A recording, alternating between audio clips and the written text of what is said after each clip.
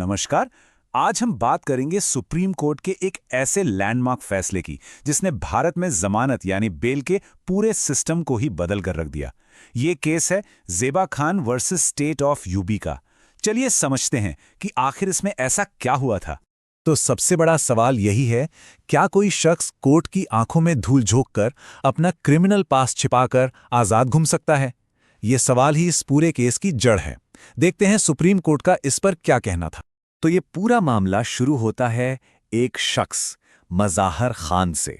और ये कहानी सिर्फ एक फर्जी डिग्री की नहीं है, बल्कि ये कहानी है हमारे जस्टिस सिस्टम के साथ हुए एक बहुत बड़े धोखे की। अब देखिए, मज़ाहर खान पर आरोप कोई छोटे मोटे नहीं थे। कहा गया कि वो ना सिर्फ नकली एलएलबी डिग्री इस्तेमाल कर रहा था, बल्कि फर्जी डिग्रियां बेचने का पूरा एक रैकेट चला रहा था।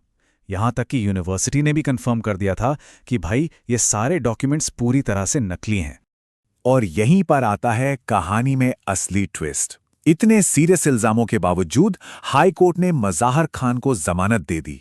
और बस यही वो चौंकाने वाला फैसला था जो इस केस को सीधा सुप्रीम कोर्ट तक ले गया। तो सवाल उठता है कि सुप्रीम कोर्ट ने हाई कोर्ट का फैसला आखिर पलटा क्यों? वजह थी एक बहुत बड़ा धोखा। कोर्ट ने पाया कि जमानत का जो पूरा आधार था वही झूठ पर टिका था, जिसे कानूनी भाषा में कहते हैं सप्रेशन ऑफ मटेरियल फैक्ट्स। मतलब जो सबसे जरूरी बातें थीं वही कोर्ट से छुपाई गईं। और छिपाई भी कितनी बातें, एक या दो नहीं, पूरे 9 आपराधिक मामले। मज़हर खान ने कोर्ट को यह बताया ही नहीं कि उसके खिलाफ पहले से 9 एफआईआर दर्ज हैं। सोचिए, ये कोई मामूली भूल नहीं थी, ये कोर्ट को गुमराह करने की एक सोची समझी चाल थी। और ये मामले भी देखें, धोखाधड़ी और जालसाजी से लेकर यौन उत्पीड़न और दंगे तक। मतलब ये कोई हल्के फुल्के अपराध नहीं थे, ये ऐसी जानकारी थी जो जमानत के फैसले के लिए बेहद बेहद जरूरी थी, लेकिन इसे पूरी तरह से छिपा लिया गया।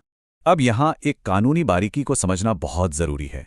सुप्रीम कोर्ट ने मज़ाहर खान की जमानत को सिर्फ कैंसिल नहीं किया, बल्कि उस जमानत के ऑर्डर को ही एनल कर दिया। अब आप सोच रहे होंगे कि इन दोनों में फर्क क्या है, तो इसमें एक बहुत बड़ा कानूनी फर्क है।